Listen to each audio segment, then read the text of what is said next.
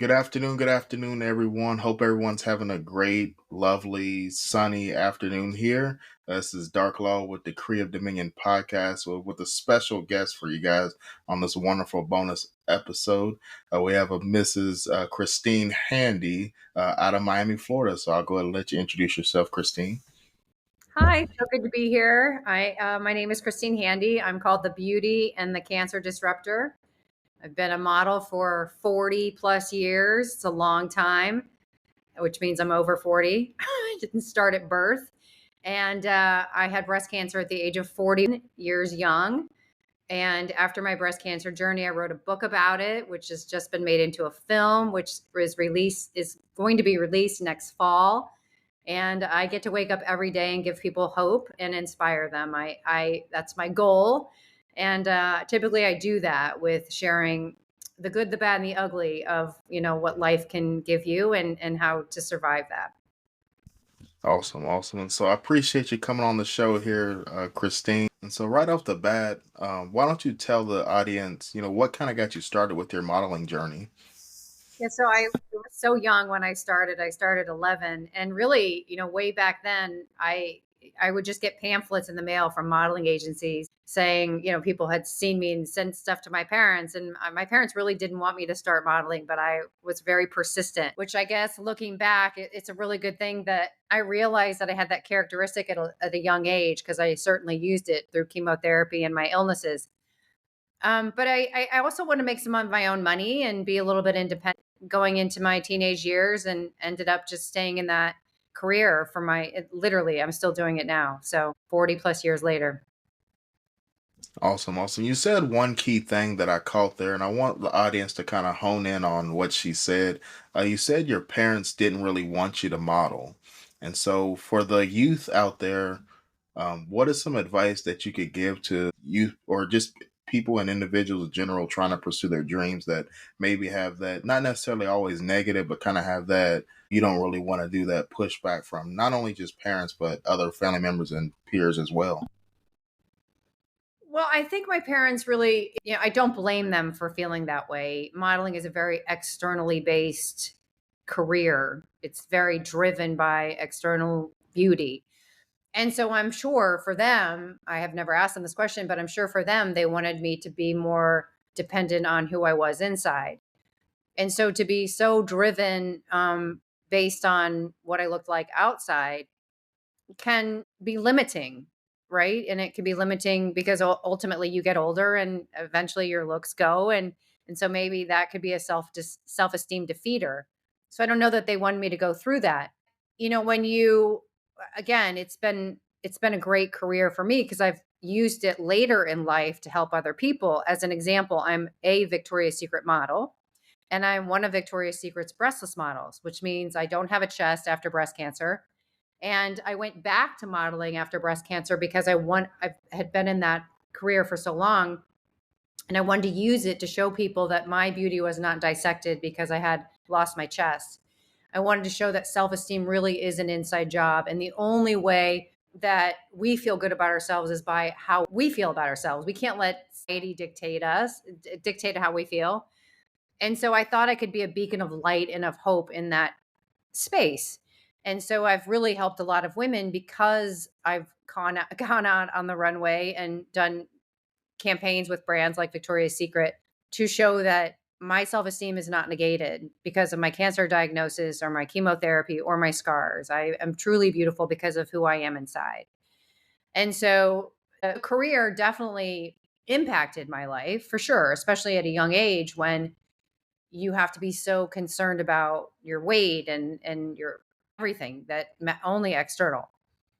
But by knowing that I could be responsible in that industry, I think I was building self-esteem not only for myself but also showing my parents I could be responsible. So Awesome, awesome. That's definitely great tips that you give.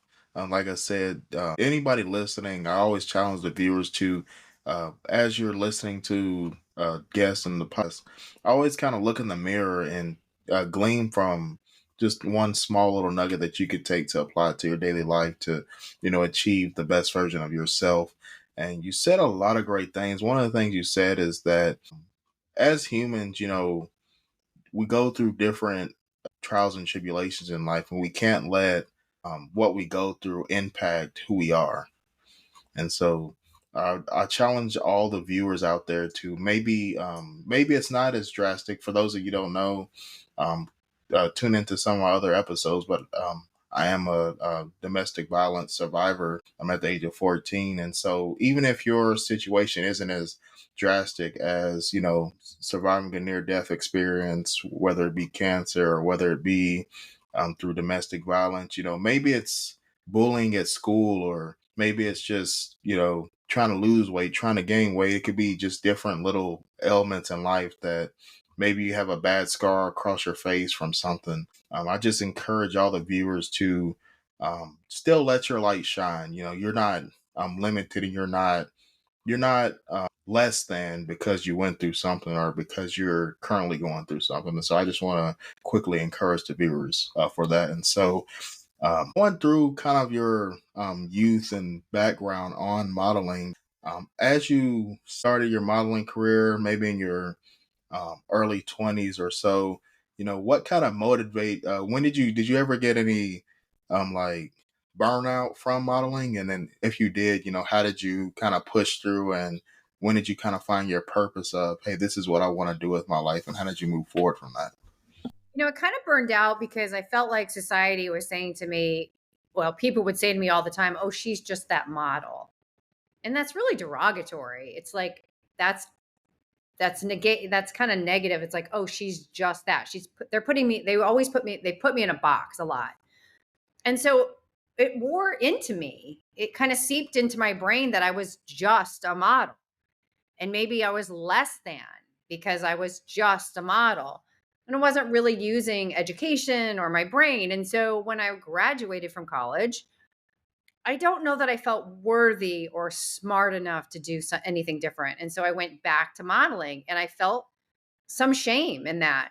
And ultimately, that's really silly because we should never allow people to put anything on us. And it was on me really for ingesting in that and allowing it. But ultimately used my career to help other people, which is a whole different way of using the modeling space. Fortunately, society has changed and shifted enough that I can at 50 years old or 51 or 52 years old work in the modeling space and work with brands such as Victoria's Secret or bigger brands like that. But it's a society shift that has allowed me to do that. And it's also been a shift inside myself where I've said to myself, I'm not dependent on anybody's view of me. I'm not dependent on society's accolades. I'm dependent on how I feel about myself, and I'm strong enough to go out and model lingerie without a chest in an effort to help other people. But we have to get to a place in our life where we feel so unstoppable in our self-esteem that giving away our courage is something we seek. There was a time in my younger modeling career when, like I said, when I was very insecure. But, after going through the trials that I went through, I realized that society wasn't keeping me stable. Faith was keeping me stable. And so if I was dependent on society, it was a roller coaster. But if I was dependent on faith, I was on solid ground. So it was a different shift in my own brain. Again, the same industry, but it was a different shift within myself. Awesome. You hit that on the money. You said one thing you said was find solid ground, and especially with faith based. And for those of you, whether you're a believer or not, anything in life you have to have solid ground with your morals and values. Everybody should have. There's certain points in life, whether it's in business, whether it's in the workplace, whether it's just morally, dating, relationships, everybody should have a cutoff point or a non-tolerable point where it's like, hey, this is not who I am, and anything that challenges that is automatically eradicated. And so I encourage everyone on that's viewing here today, find your balance, find your grounded. I like to use life. One of my favorite analogies that I came up with is life is kind of like a drive on a highway, and the different trials and tribulations in life are like those trees that fall during a storm on the highway. And so the question is, Are you going to allow those branches to stop the car and you're just going to sit there and complain? Or are you going to, get out and, let the people and the crew pick the branches up and clear the road? And so you have to look at your trials and tribulations as different branches and trees that have fallen on the road, and you have to look at the crew that's cleaning up the trees as your solid ground. And so if you have no solid ground, then you're always going to be stuck um, in the same place and not where you want to be. And so I want to encourage all the viewers to find, not like I said, whether you're a believer or not, find some sort of faith or find some sort of support structure that allows you to stay grounded. I know we'll talk throughout the episode here just about the different. I know there's a dark side of modeling and just different. There's a dark and light side to everything in life. But one thing you said is you didn't let the worldly societal beliefs impact who you are as a person. And so I hope all the viewers caught that. What she said is she found out in her mind, and if you're a book reader, Simon Sinek, he has a book called The Infinite Game. Start with Why. That's another book of his. Two great books, but one of the things that he speaks about in the Infinite Game is that certain things are finite. Whether it be sport, it's a finite, which means there's a certain number of time limit. Whoever has the highest score wins. But the game of life is infinite, and so one day you'll have a family legacy, or you'll pass something on to all the individuals that you impacted in the world. And you have to look. I encourage all the viewers to look in the mirror and say, what kind of impact when I'm passed on, what kind of impact do I want to leave on the people of the lives that I've affected? And so I want that to resonate with all the viewers. And so with that being said, going through your modeling career, you know, I know there's a lot of stuff coming out just this year. There's Cat Williams, there's Sean Combs, aka P Diddy. There's just different dark side. I think Nickelodeon is another one. There's just different things that have kind of like dark sides of just different Disney Channel things of that nature. That for me as a kid, that was something I looked up to. And so, was there ever any like dark side of modeling, or any moment in your modeling career where you, like you were saying, where it was like, hey, this is not morally in my code, and I won't stand for this? Well, that's a loaded question. I love it. Of course, there's a dark side. There's a dark, like you said, there's a dark side even to the most innocuous things like Disney. We think of Disney and we think of children and happiness and purity. That's not the case always. But there were people that did things that I didn't participate in. There were people that did drugs that I saw from a distance, but I never participated in. And the business also, the thing that really did affect me, I think the most, was it was very transactional. And I think that's true of a lot of business. As an example, I have a modeling agency that I work for. I still work for one. Oftentimes, the photographers would say to the model, hey, if you do this free shoot for me, I'll get you in with this client. That's just an example. That's transactional. And so somebody will do something that maybe they don't necessarily want to do because they want to get a bigger client or a better client. And that's how I grew up thinking, because I was in the modeling world at such a young age, and so I thought the world worked that way. And when I was diagnosed with chemotherapy, I realized, when all of my friends and family kept showing up for me month after month for 15 months going through chemotherapy, that they didn't want anything from me. And that shocked me because I couldn't give them anything. And I was so used to doing things for other people for something. And so that transaction that I learned at a young age really shouldn't be a part of anybody's life. It's definitely not a part of my life. I don't do anything for anybody for something. And so I think that was one of the things that really pushed me in a different direction growing up, because I thought that was normal, and it's not. What is normal is doing things for other people without anything in return. Even if it costs you something, even if it costs you time or resources, it doesn't matter. We're supposed to give freely. That's what our character asks us to be. And that's what I want to be. And that's what I continue to be. I just kind of got tripped up in the modeling space by thinking the world worked transactionally.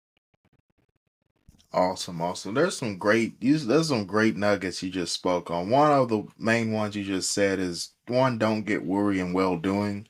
I think that's something that we, as humans, we're normal. We're gonna, well, like you said, the transactional, like, well, if I do this, if I, buy lunch for the office today, maybe next week somebody will buy lunch, or Right. just different transactional things. And like you said, we shouldn't be wired that way. And another thing is, it takes 30 days to build a habit. And so, like you said, from a young age with your modeling, it was a learned trait of, just through your environment of, hey, this is my environment. This is what I'm around.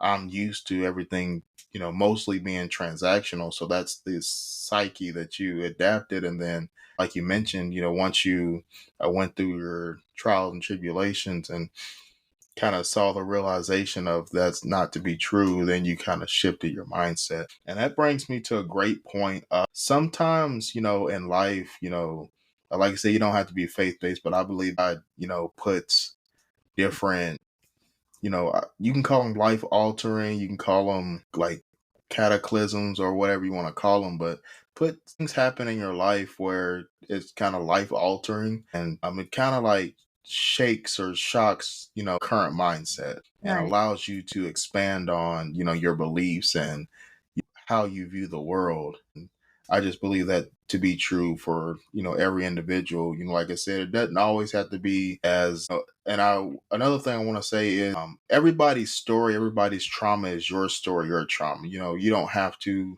go through domestic violence, chemotherapy, or some people have been assaulted, some people have been, different things. No one person's trauma is more, everybody's trauma means something to them. And I want every viewer to know that just because you may have, what you've been through may not seem like it's,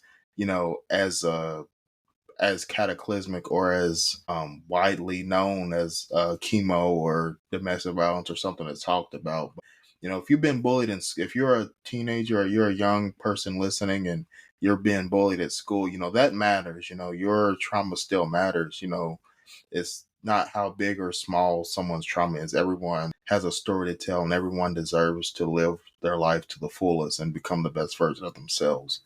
And so, with that being said, kind of shifting to, what was your mindset when as you're going through your career, when you first, find out you had to go through chemotherapy? What was your like mindset when you kind of Um, first started that journey? yeah, it wasn't very healthy. I had just come off of another health illness issue with my right arm. My right arm was just fully fused and rebuilt with cadaver bones. And I was trying to figure out how I was going to live the rest of my life with a fused right arm and feeling a lot of self pity. Like, why did this happen to me? And now I have the scar. And then I was diagnosed with breast cancer. And I thought I was a victim. Like somehow I was the victim. And the truth was I could have been a victim. I could have stayed in that mentality. I didn't know I could choose to be a vine. I didn't realize at that time that all pain could be used as a purpose. I just thought all pain was suffering, and I was having long standing suffering, and I thought that was sad and sorrowful and pitiful. But when my friends and my family continued to show up and said to me, like, your life, your purpose is just now coming. You're just about to begin. You're just about to blossom. And you can use this story to help other people. And I thought they were crazy. But I also thought when you're in pain, you're in physical pain and you're emotional pain, that can lead to paralysis. And until you have people, your community of people, they're either going to bring you out of that or they're going to keep you in that. So you have to be very careful who you surround yourself with, very careful who you listen to.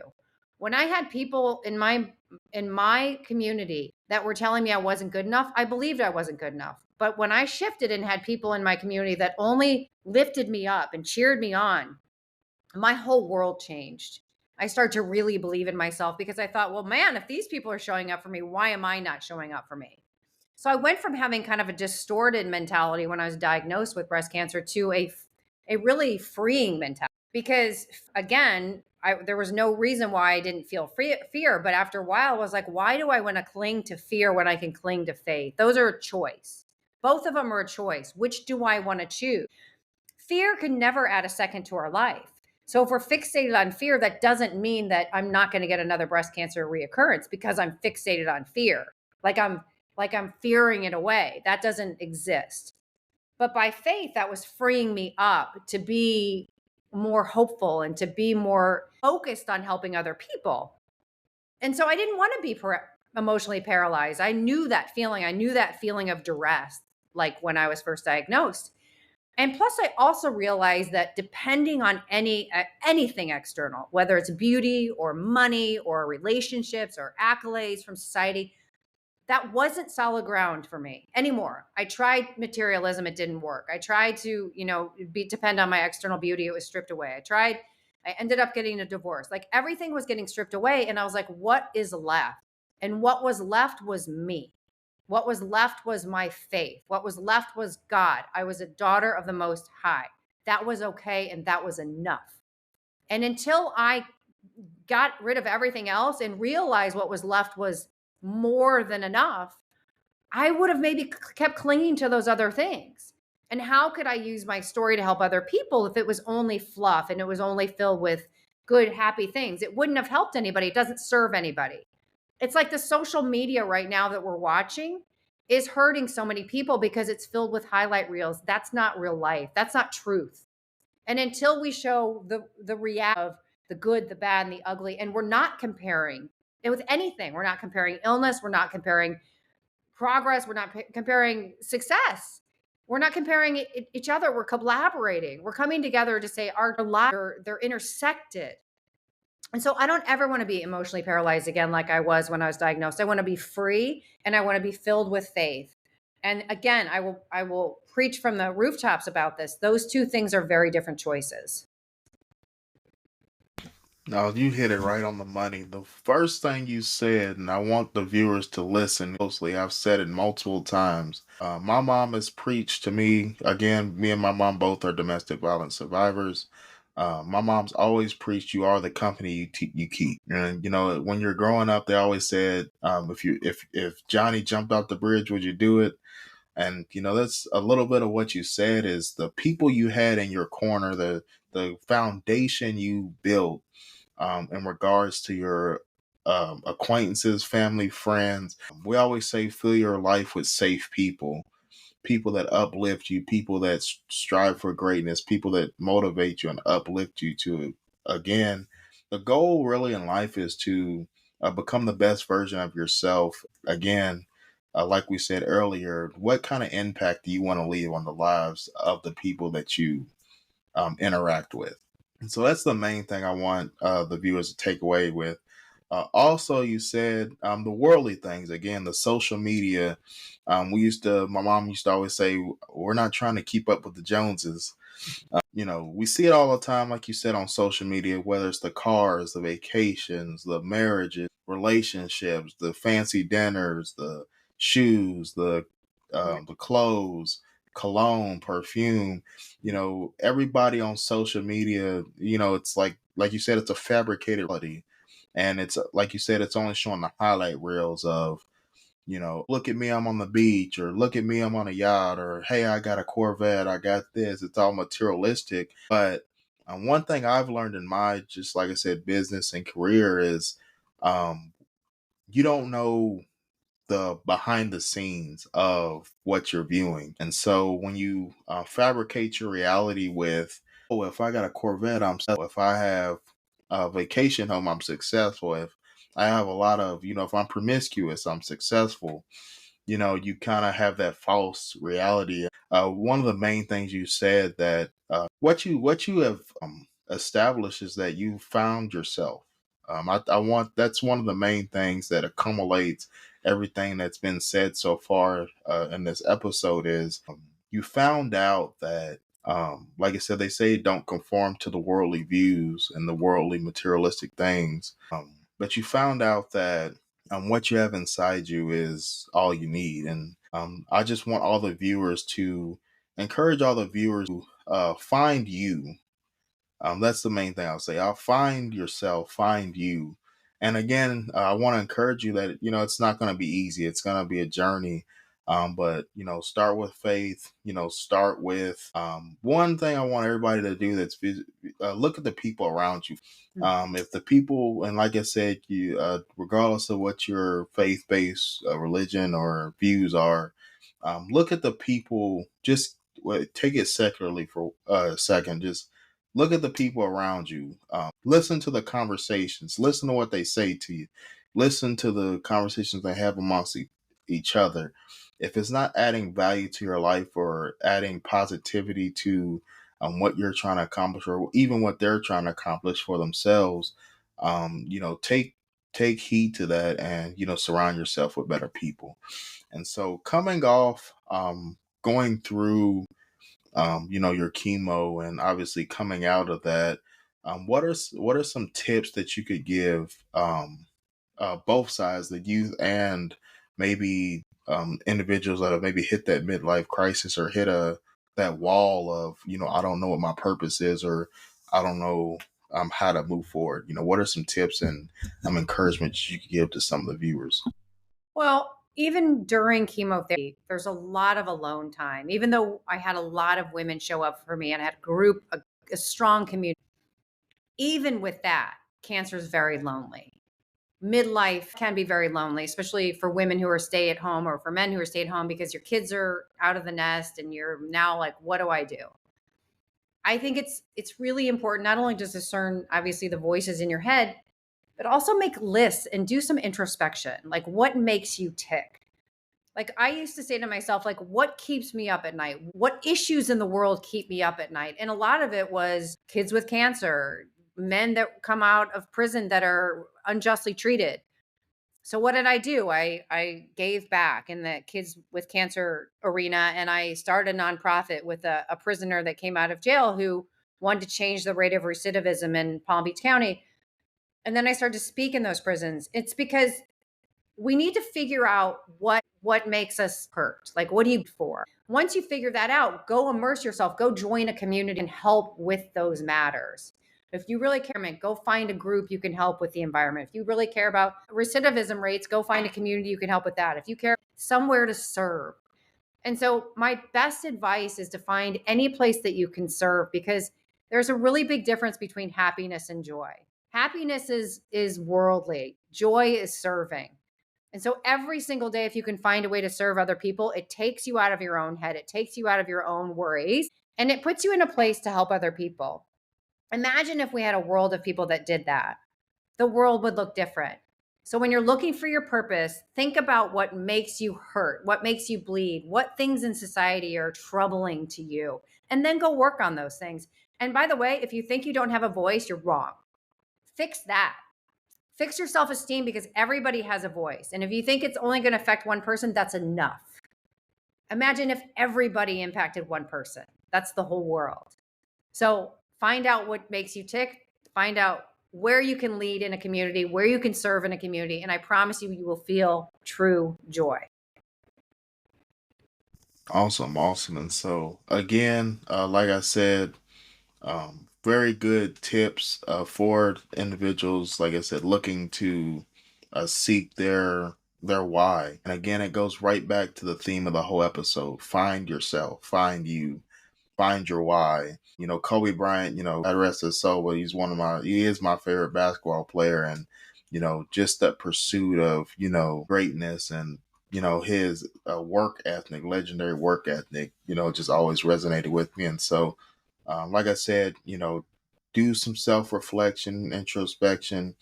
Gather your thoughts, find yourself, and keep going and keep striving, become the better version of yourself. My cousin, he is my pastor in my hometown. He would always say, I still remember ever since I was 5 years old, he'd greet everybody after service, towards the exit, and he'd always say, keep on, keep it on. And so I just encourage all the viewers here to keep on keeping on. Like I said, find your faith, find a ground, a wire, find your stable ground, interact with safe people, and reach one, teach one. I encourage all the viewers before we head out is to find one person, find one thing that you can serve and positively impact Like I said, you don't have to tell anybody. You can just keep it to yourself because, servant leadership is, don't get worried in your well doing, just do. And so, again, I appreciate having you on here, Christine. Before we go, can you let the viewers know where they can find you or where they could find your nonprofits and your different avenues? Yeah, so my website is christinehandy.com. On Instagram, I'm christinehandy1. And my book is called Walk Beside Me, which is fairly obvious. I had a lot of people walk beside me. But and the movie that's about my life coming out in the fall is called Hello Beautiful. One thing I want to end with, which give yourself the grace that we so freely give to other people. I find that to be such a common theme with everybody. We give so many people so much grace and forgiveness, but we don't forgive ourselves as easily. We don't give ourselves the grace we need. It has to start with you. And also on the introspection part, don't get discouraged. It took me a long time. It took me years and years, and I still work on it. But get rid of that fear-based mentality because it won't serve you. Worry never added a second to your life, and it never will. Awesome, awesome. Well, again, like I said, check out her book, Walk with Me, Walk beside me. Walk Beside Me, as well as check out the movie coming out next fall called Hello Beautiful. Again, this has been Darklaw with the Crib Dominion Pod. Hope everyone has a blessed, wonderful afternoon. And until next time on the Crib Dominion, thanks, Christine. Thank you.